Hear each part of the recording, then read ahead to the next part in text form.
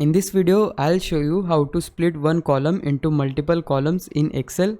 If this video helps you, please consider subscribing my YouTube channel and liking the video. So I have this column and I want to split it. Like here is the name, here is the age, and the third one is the city. So we'll just split them. So for that, just select the cells, go to data tab at the top, click on text to columns, and here we need to set it on this option and click on next.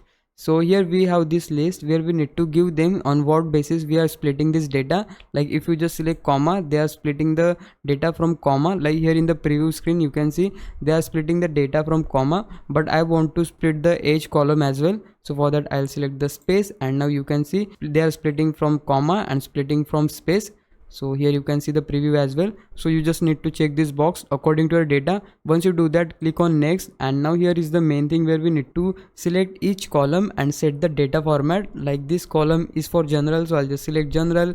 This is for also general, so I'll select it, and this is for text, so I'll just select text. So we just need to give them the format of the data, and you can just select it according to you. Once you do that, click on finish, and yeah, you can see our column is now splitted into multiple columns.